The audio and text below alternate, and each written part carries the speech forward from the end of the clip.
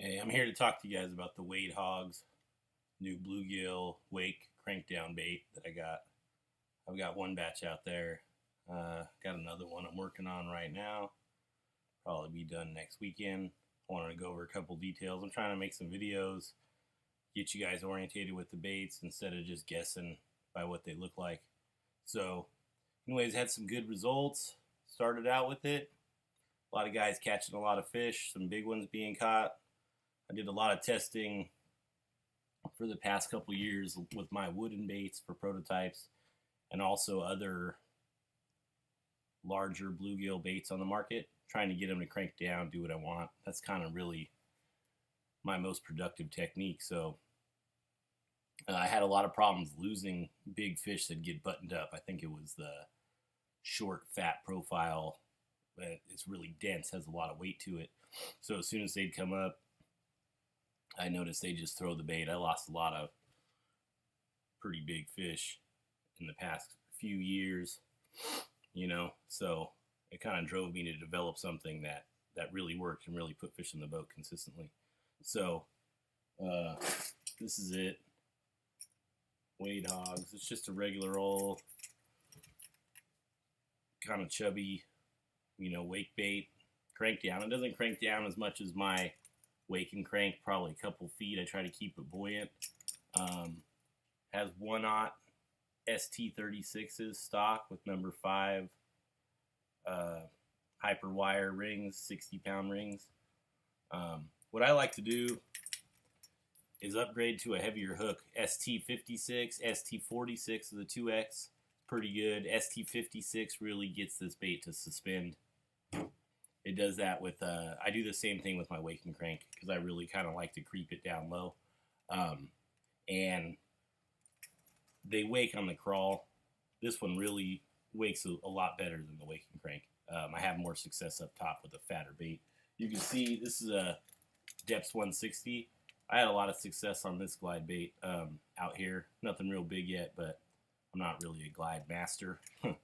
But you can see the size profile is pretty similar. Definitely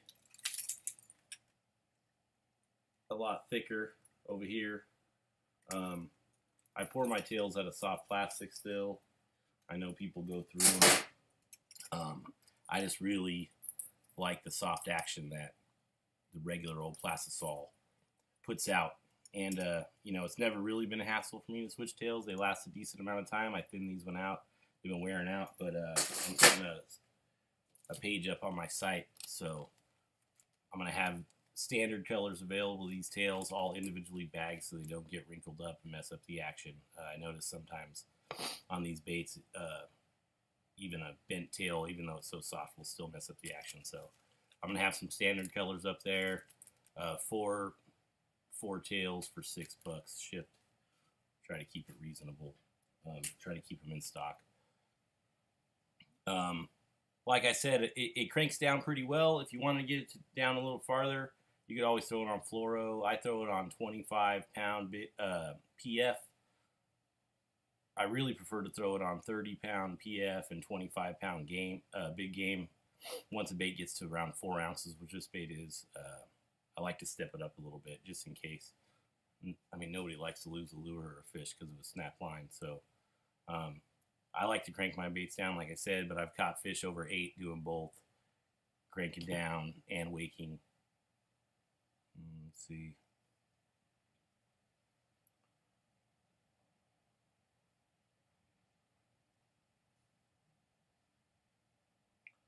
The bait's caught fish from coast to coast so far. I've got a lot of positive feedback. People catching a lot of fish. Hopefully it keeps on going, keeps producing for everybody. This next release, I'm going to do a red ear paint job, a crappie, and the standard gill. They all deviate a little bit because I don't like to get bored doing the same exact thing from batch to batch, but they're really similar. So, all in all, this is the way it out. Oh, there's a reason I use this joint on my baits for the most part, especially crank down and wake baits. I don't know if you could hear it. But this joint has has different noise than other joints. This joint has different noise than other joints have. It has a squeak to it with these big musky hangers that I use. Plus, it catches a lot of water with these flat edges. I could use a V joint. I could use like a hidden joint with a pin. But despite the looks, this joint's really produced a lot of fish over 10 pounds. Won a lot of money on the wake and crank. Now it's pretty killer on this bait. On my larger wakes that I was making, that I've been making for years, it's always worked. So, have confidence in this joint. I'm not sending this bait out to pros that catch fish on everything. I'm getting normal everyday guys that are walking ponds, golf course ponds, fishing tournaments, doing all these things. They're all having results. This isn't a bait that is getting hyped up, or I don't know if there is any hype, but it's getting a lot of hype because these top sticks are slaying. Everybody that's got this so far that I've got feedback from, it's been good. It's been positive. And even with the open joint, you can see the only time it's open that bad. I don't think it looks bad, but it only looks like this at this angle. As soon as you start to get action here, it's closed. It's closed. Any other angle, except for straight on the bottom, very rarely they're going to see it straight on the top or directly from the side when it's not moving. It's the only time you're going to see that joint really open and really showing water through. So, I know that I've heard some feedback about why I use this joint, but it really produces, so.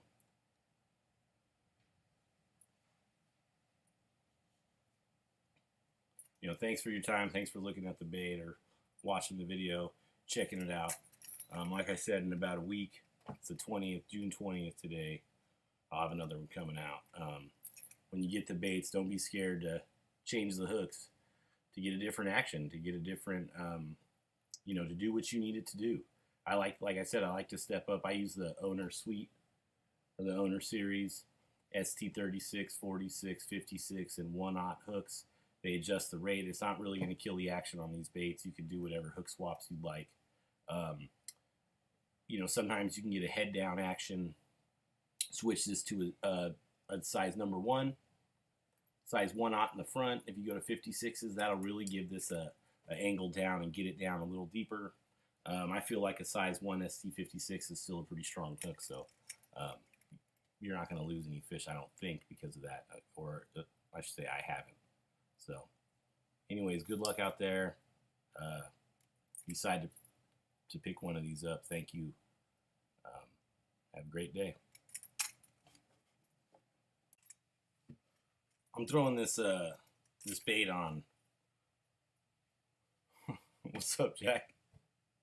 I'm throwing this bait on my LDC Heavy Suite. I can say the Suite because I throw this bait on the LDC Production Heavy, LDC Parabolic Heavy, and also the new LDC Workshop Heavy. I got the 8.3 model. I seen a custom go up for grabs, so I grabbed that up.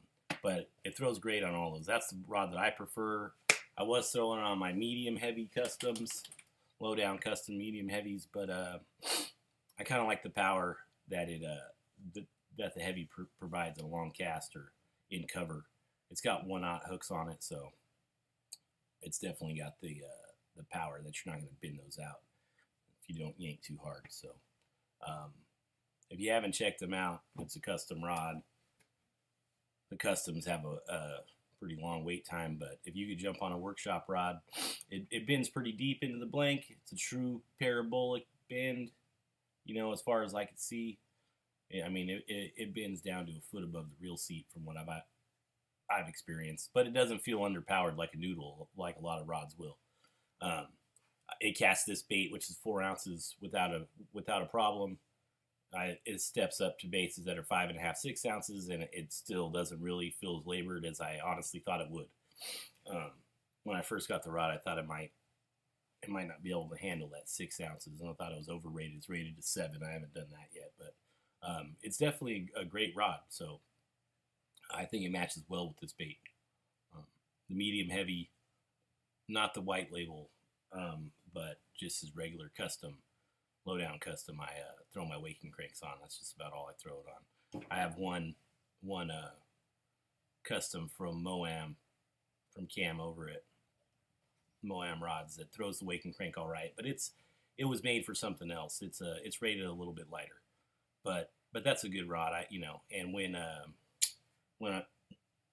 I'm using lighter line, I step down because it's a little lighter action of a rod, and I throw that, and that's a good rod too. So I'm really into the custom rods. I spend, as swim bait guys, we spend a lot of money on lures, over $100, and then I see guys trying to go the cheap route with a fishing pole, $110, $120, and those work. But me personally, I'd rather save up and get something that's really top notch for top notch fish and top notch baits. I mean, that's what we're out here to do, I think, to try to catch the biggest fish we can, not lose them all. Because I have that problem. I lose them all.